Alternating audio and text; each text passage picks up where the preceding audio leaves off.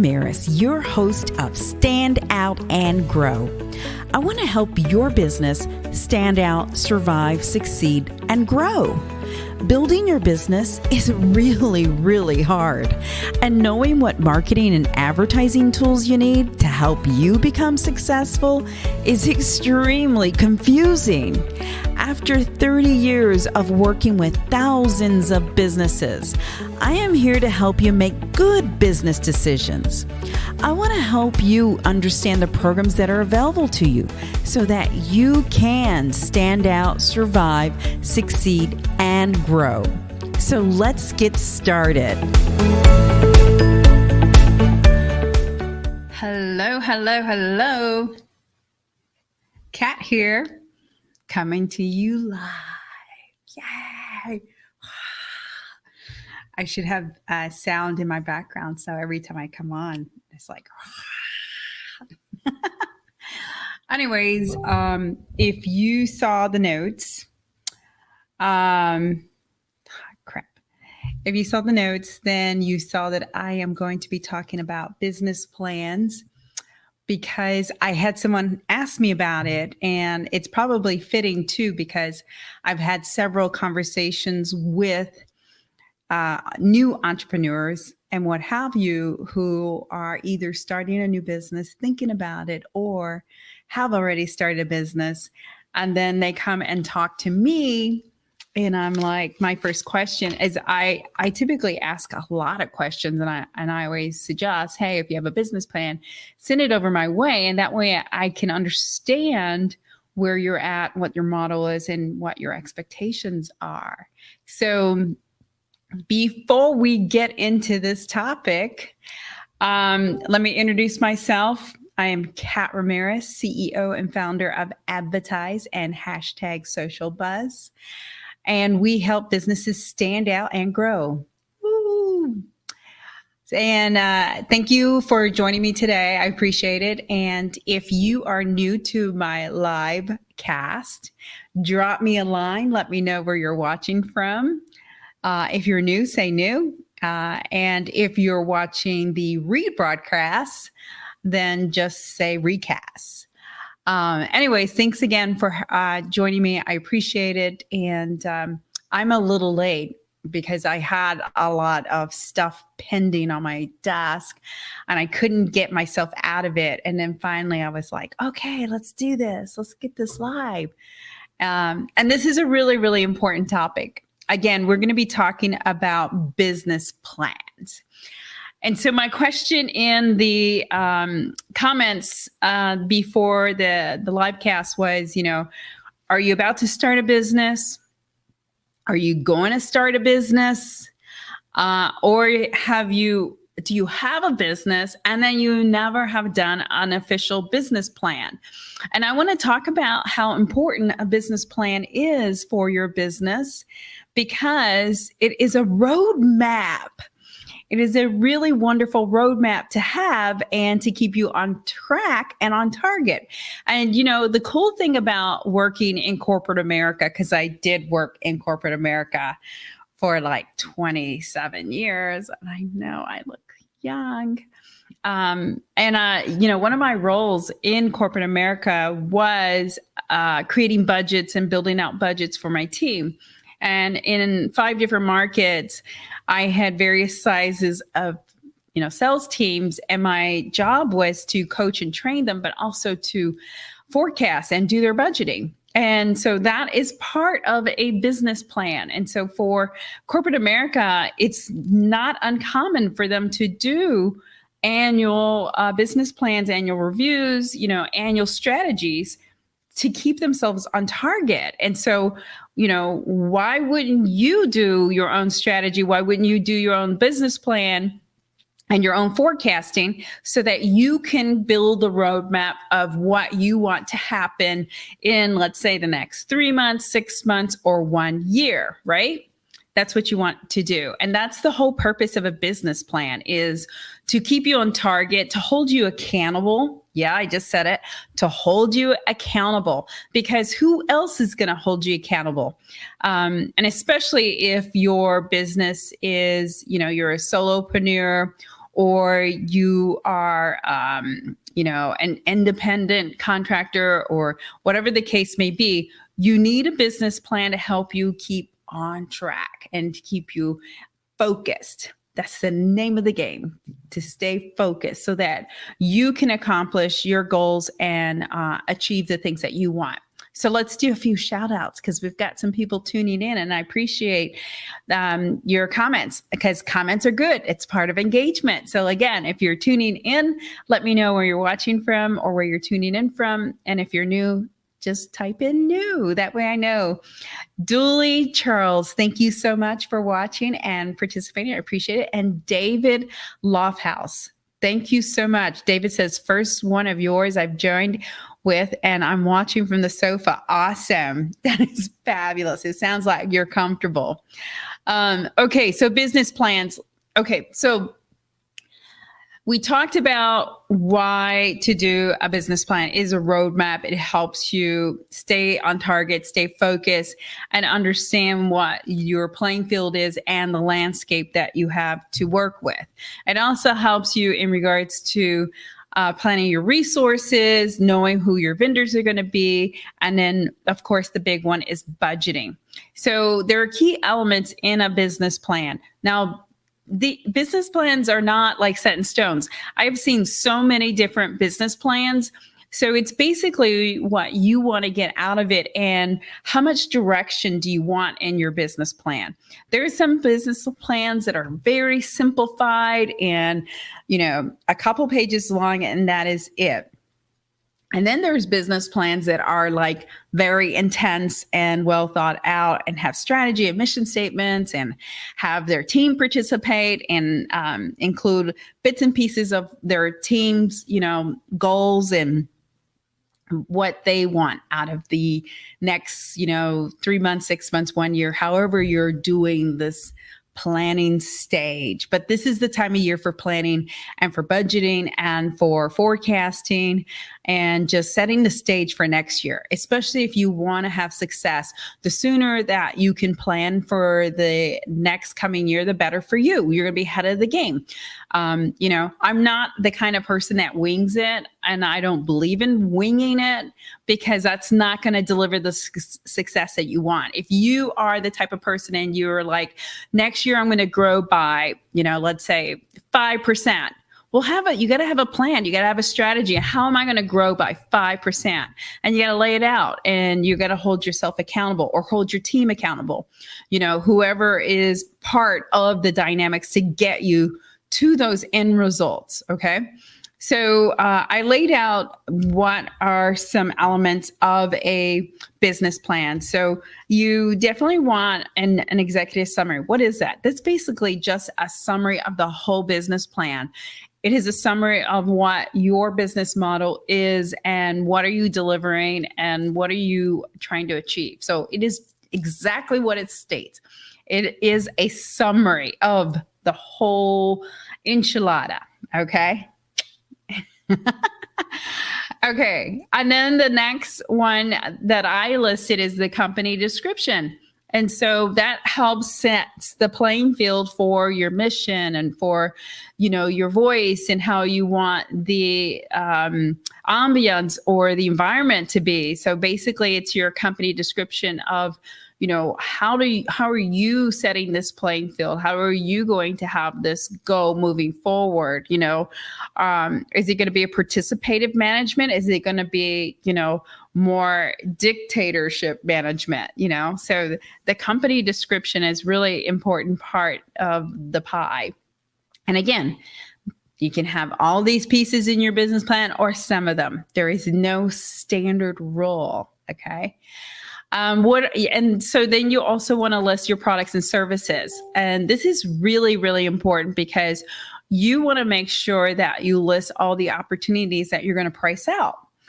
How are you going to grow if you don't know all the products and services that you have available? So you want to price these out so you know what's going to be in your wheelhouse and how much you're going to charge for it. And then ultimately how much you're going to make off of this, because how do you price something out if you don't understand the dynamics of your products, goods, or services? Okay. So having a well thought out summary on your products, goods, and services so that you understand, your team understands, your sales manager or whoever else you have within the organization, or even if it's just for you to hold yourself accountable. Okay. You definitely want to have a marketing plan part of that. Now this part I'm going to tell you, you can't leave out because a marketing plan is so important part of a business. And I say this a lot when I'm out speaking or talking to people. A marketing plan and a marketing budget should be part of your business model. It should be like paying rent. It should be like, paying your internet service or any other vital part of your business. It should be a part of that. And how you budget for it is really important because you should budget for it so that it is a consistent thing throughout the year and not just, a little bit of here and there and here and there. And even if you're seasonal, you can have, ebbs and flows. You can have spikes in your marketing budget and you can have downloads. So just know that your marketing plan should be part of your business plan. And that's going to help you succeed as well, because how is anybody going to know who you are, what you do, and how to get a hold of you, especially if you're new, if you don't have a good marketing plan and if you don't have a good partner with that. So keep that in mind as you're working on this business plan. Then have a operational plan. Now, the operational plan could be also the same as your company description. So it's up to you. Again, some people are a lot more detailed with their business plan and some people aren't. It's just what you want out of it. And again, there's no right or wrong answer. And if you have a business coach, this is something you should be working with your business coach on. If you have a mentor, this is something you should be working with your mentor on. So if there's someone that you lean on, this is definitely a plan that you should be working with them on so that you're on the same page, or they can bounce things off of you or play devil's advocate, because again, you could have holes in your business plan and you won't know until you talk to someone about it. Okay. And especially again, if you have a mentor or business coach, something like that, that really, really does help. Okay. So then your management and organizational structure, what's the hierarchy? What is the chain of command? If it's just you, it's just you. If it's you and, you have an administrative assistant and maybe a salesperson or somebody else in your team, then you should just establish a chain of command so everybody knows where they stand. The worst thing that can happen is you have a team in an environment and nobody knows where they stand. They don't know the chain of command. They don't know who to go to for questions or who to ask. And if you're in and out all day and you're never there, now they're even more lost, right? So there should be some kind of organizational kind of tree so people know who to report to and who's in charge. Maybe you make that receptionist in charge. I don't know. Okay. And then another part of a business plan, which is really helpful and beneficial, is your expenses and your capital. So what are the things that you have to start your business with? Do you have nothing and you're going to start from scratch and you're going to have to go buy everything? Well, then you have to itemize everything so you understand how much you're going to spend.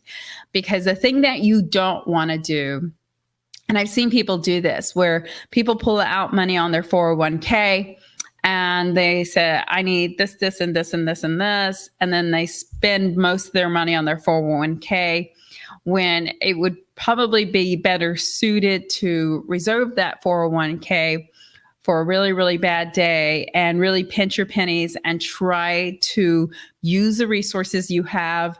Try to use resources that you have partnerships with, whether they're chamber, whether they are with business organizations that help start up businesses or, I'm trying to think of there's a lot of organizations that host training sessions or have collaborations, things like that. So be sparingly, as I've had to give you my best advice, sparingly with your dollars up front, because you want to stretch them as far as you can. Because if you're making revenue, that's awesome. That's a different story than what are your profits. You got to know your profits. If you're not making revenue and you're brand new and you're pricing yourself out, not pricing yourself out, but you're pricing it and you're testing the market. And so you're going to, figure out, I have to work really hard. Maybe my project or my plan is $2,000 a month. So how many of those can I sell, or how many of those do I have to sell to make a living, to be able to pay off my bills and pay this off? That's the whole purpose of creating that expense report, of creating, what is the capital you need? What is the capital that you have? What are your resources? That's the whole purpose of it. Is if you go into a business and not have any idea or any clue, I'm telling you, you're setting yourself up for failure. You're totally setting yourself up for failure. You do not want to wing it. You don't. You want to be as prepared as you can be. And if anybody advises you to wing it, I would just be like, run, because you don't want to do that. You want to set yourself up for success. Setting yourself up for success means planning, understanding your dynamics, understanding the landscape of what you're about to get into, and know, what are my hard costs? What are my hard costs? What do I have to have? And what are my hard costs? And then also know, okay, what can I snidge on? What can I be a little scrappy with? What are the things that I can do so that I don't have to have that expense? That is part of your business plan until you can make some revenue, and then you can really allocate toward your expenses and then invest back into yourself. And that's another suggestion, is once you start making money, don't start spending it. Invest back into your company and buy those resources that you needed from the get-go. Okay, so David says he had a comment, so I got to read some comments here before I keep moving on. A neighbor friend and I are looking to start a business this year, a spin-off of what I do. I have time spared to run with it, and he is currently out of work, so could benefit us both. Pricing was the most difficult thing to work out as a startup. You are exactly right, David. As many do, undervalue your worth is a service provider or trade. You're exactly right. And I'm going to give you a solution to that, because that comes up all the time. People talk about, how do I price? How do I price? Okay. And then we have somebody on Facebook says, I want a template of a business plan to use for my son's biz. Yeah, he's been in business for a while and growing and doesn't have one. Oh my God, he needs to have one. So let me give you the two resources that are absolutely free that you can get some business plan templates. The SBA, their website, they have templates, they have resources, they have tutorials on their site, and you can even reach out to them. They have people that will help you create this business plan. The cool thing with the SBA is they might even help connect you to people to help you launch your business. So that's a great, great resource. So the SBA is one. And then a SCORE. SCORE is a free business coaching or business mentoring program. And SCORE is, I believe, in almost every market there is. And SCORE, again, is a great resource. It is absolutely fabulous. People give their time. These are I think retired CEOs and CFOs and COOs and every C that you can think of, or presidents or vice president. They're people on the C-level suite that are volunteering their time and their services to help people start their business or function within their business or grow their business. That's their whole purpose. And those are two great resources to reach out to. Again, SCORE is SCORE.org, and then SBA, the Small Business Administration. So both of those are really, really good resources. If anybody else knows of other resources, certainly drop a line in the comments and help anyone else out. Because again, there are a lot of free resources for business plans. there are so many people out there that want you to succeed and want you to have success and want you to grow your business. The numbers are just dramatic. Like, I got to remember what it is. I want to say now there's like 31 million small businesses in the USA. Don't quote me. I have to check the numbers again. But I know it's a big number, and there's like over 570,000 new businesses every month. So if you think about the dynamics of that and those numbers, and that over 50% of small businesses are part of our U.S. economy. That's part of how all of our total revenue. So we really do need small businesses to succeed, and we really want them to grow and flourish, because small businesses that are successful eventually become big businesses that grow and become very successful. So keep that in mind, okay?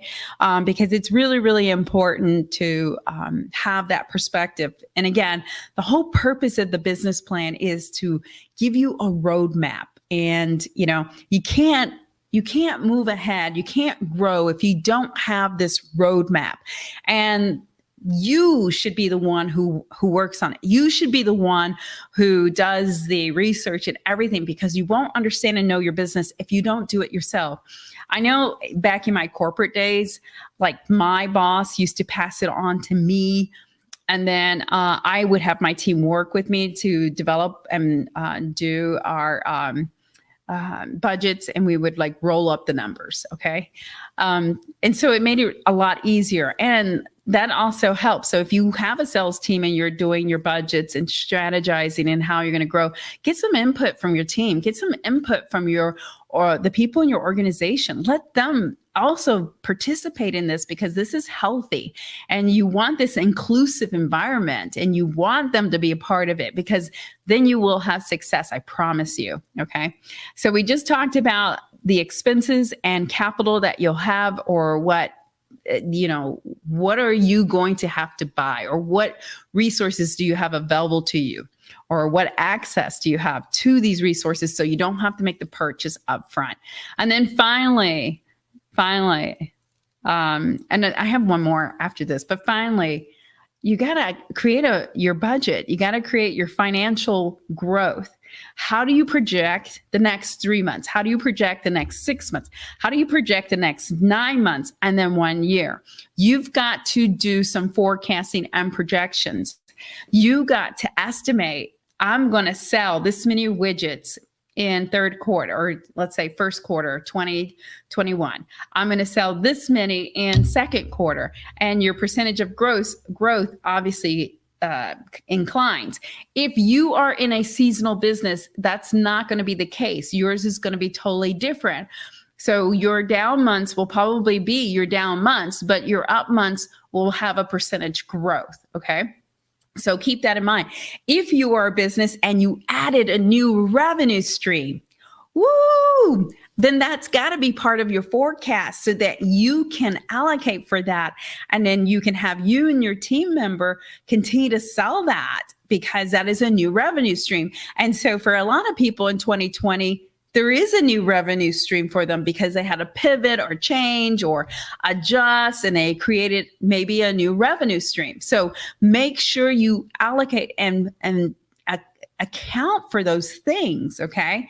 So the financial planning, the budget planning for your business is so important. It is so important. And forecasting, to me, if I had to look back on all my corporate years of everything that I did, the only reason we had success is because we forecasted. And then we held people accountable. So I'm telling you, if that worked in corporate America, I'm telling you it's going to work for you and your individual business. You have to budget and you have to forecast, and then you hold your people accountable. So I've met with businesses that never have done a business plan, have never done any forecasting, and they stayed stagnant or they lost shares. Don't let that be you. If your goal is to grow in 2021 or even in first quarter next year, you got to start forecasting and you got to start budgeting. You got to put a number there and a roadmap, and you got to give people guidance. People like to be held accountable, especially if the expectation is reasonable and it's manageable. If the expectation is out the door, you might as well hang it up.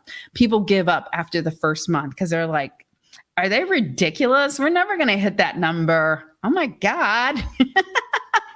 And so many times I felt that as an employee of a sales manager who didn't know what the hell they were doing. Or I have seen where as a manager, and then I had a manager above me say, you're going to reach that number. I'm like, no, we're not. It's not going to happen. So you don't want it out of scope is what I'm saying. You want it to be manageable, and you do want it to be doable, because then that's what gets people excited. Okay. So I really am venting on this last one, the financial planning, the budget planning. And I'm telling you, I'm going to say it over and over and over. If I did it in corporate America year after year after year, and I've seen success and it worked, it works if you do it. It works if you implement it. It works. It works. It works. You just have to do it. Budgeting and forecasting. You have to do it, and do it now. Do it now so you hold your feet to the fire and you hold the people on your team to the fire. Okay. The final thing that I would add to that is to know your competitive landscape. And this goes back to David, back to you. Knowing your competitive landscape is knowing what your competitors are pricing at. Is you can shop and sample your competitors. Your competitors do change. Sometimes we are in an environment where we have lots of competitors. I have lots of competitors. There's lots of marketing people, and I'm okay with that. There's enough business out there. I'm great with that. But then there's some organizations that don't have a lot of competitors. So it's really, really good to shop your competitors and understand the strengths and weaknesses of your competitors. Because if you understand the weakness of your competitor, you have a competitive edge now. It's a powerful tool to know.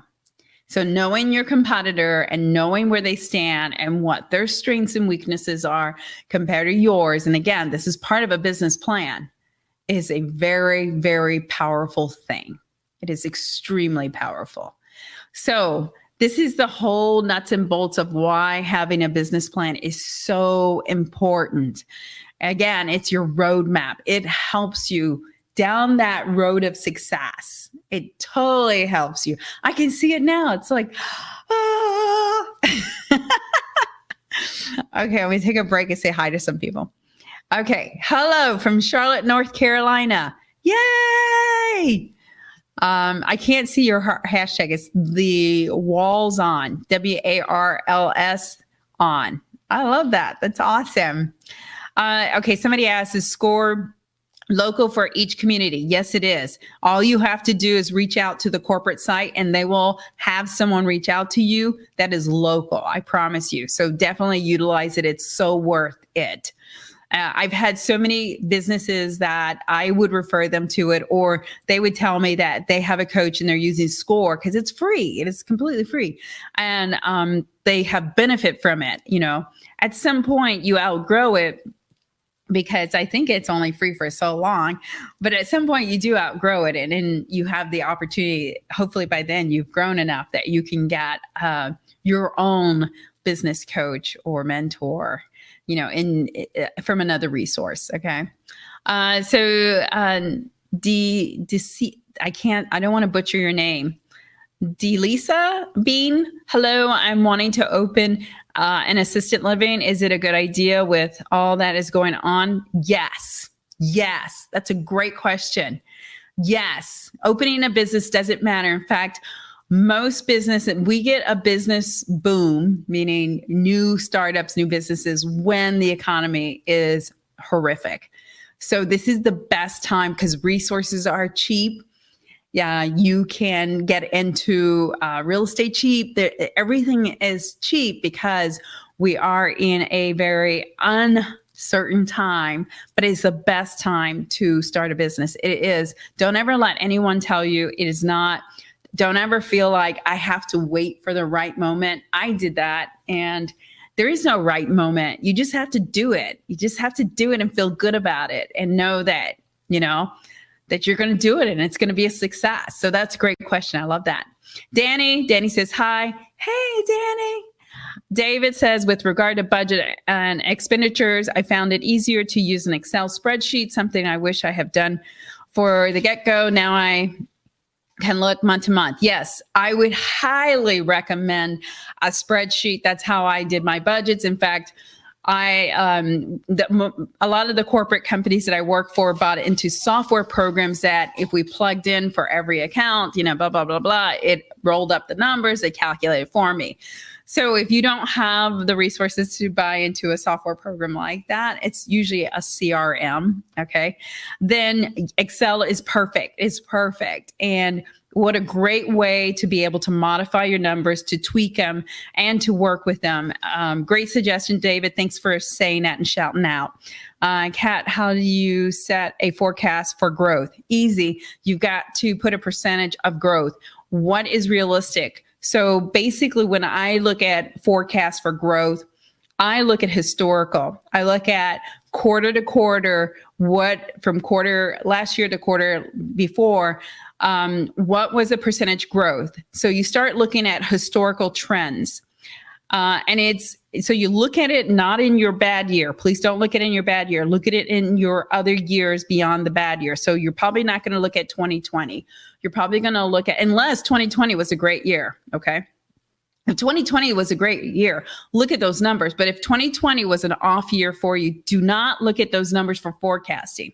So if I've learned anything, you want to use good, true numbers. You can eliminate a year. We did that when in 2008, when the market crashed and, then it was a bad year and our billing went down and what have you. So we just extrapolate that year. And so we forecast around it. Okay. So if you look at patterns and trends and you look at percentage growth, okay, you can just calculate an average. So if an average trend or average growth was, let's say 5%, then use 5%. If you wanted to go quarter by quarter and see that first quarter year to year, 2019 to 2018 was a 10% growth, and then quarter to quarter, second quarter was a 5% growth, and then quarter to quarter, third quarter was a 15%, then go by those. Go by the percentages that are going to help you win. Go by the percentages that are statistically true. They're solid. They're there. They tell you something. So that's how I do percentage growth. There's other ways to do it, but that's probably the quickest and easiest. Great question, David. Thanks for asking. Then we have someone that says on Facebook, thank you. Great presentations. You're welcome. No worries. So the last point again was competitive landscape. Know your competitors. Know how they're pricing, know what they're including in their pricing. Because that's going to give you a strong foundation on where you should be at, and are you offering enough value to price at what you're pricing at? And if not, how do you up that price and add value to it so that you can justify that price? Because if you have a big brand, let's say like McDonald's or whatever, and you're well known, you can literally price yourself at whatever you want to price. McDonald's can't, because they have market themselves as the dollar menu or the $5, burger. So they can't come into the market and now charge $10 for a burger, because you'd be appalled, So be very careful in pricing and know your competitors, and, price yourself against your competitors and what are they pricing at. You should not underprice yourself, and I believe that wholeheartedly. David has said that in one of his comments, and I appreciate that. Is the last thing you want to do is undervalue yourself. You want to make sure that you get your true value, but you also solidify it and justify it, but also know what your competitors are pricing at.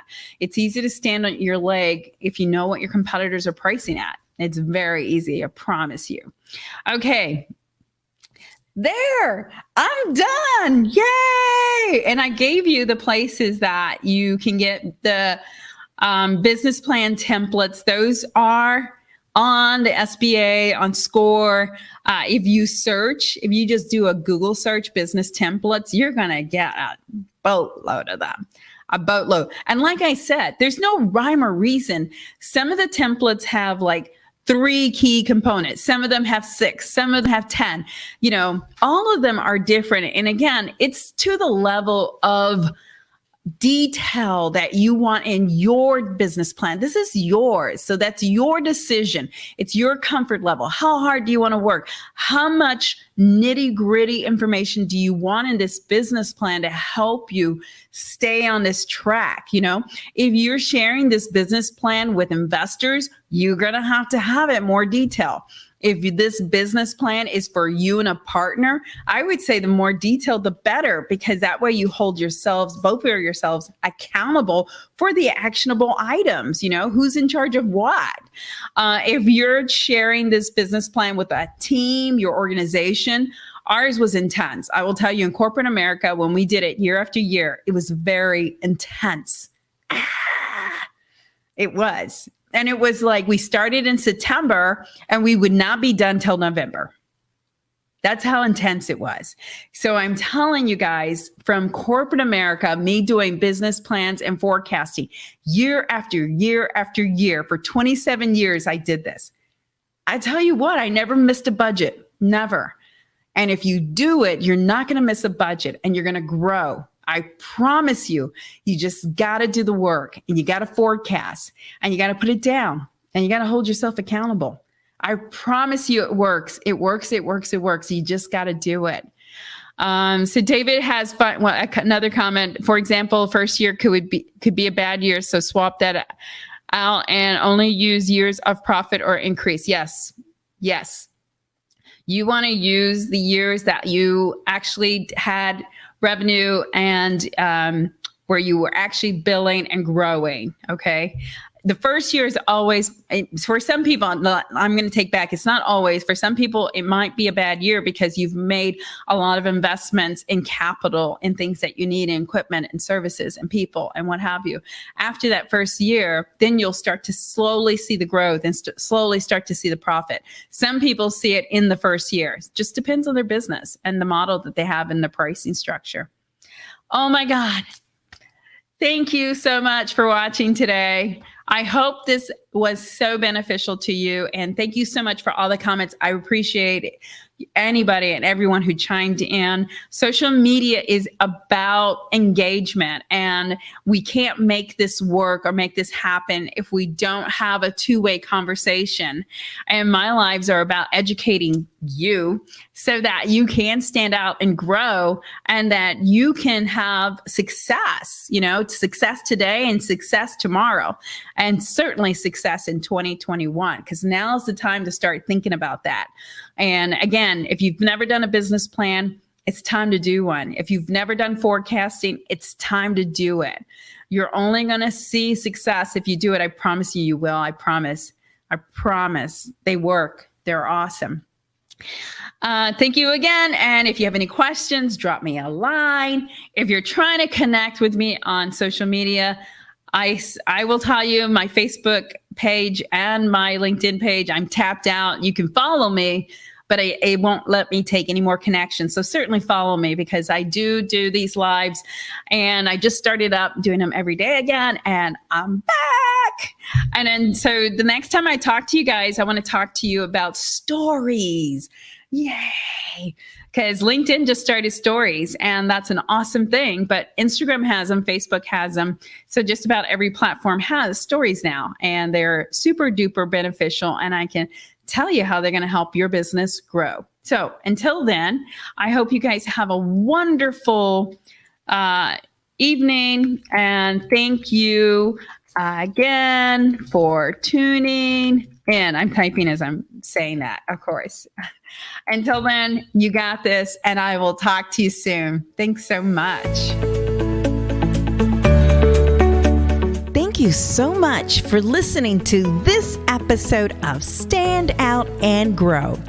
Check out all the notes and links at www.standoutandgrow.com. I am so thankful to you for helping this show continue to grow. I want to keep producing content that you want to hear, so please leave me some feedback. I look forward to bringing you more resources and information to help your business stand out and grow. Please follow us on social media and make sure you follow this podcast so you can learn more about helping your business stand out, survive, succeed, and grow. Until next time, you got this. adBidtise helps businesses stand out and grow with affordable advertising options. We will help you make good business decisions so you can save money and not just throw it against the wall to see if it sticks. Get your free strategic advertising analysis today so you can see the opportunities to stand out and grow your business. Visit www.standoutandgrow.com offers page to learn more.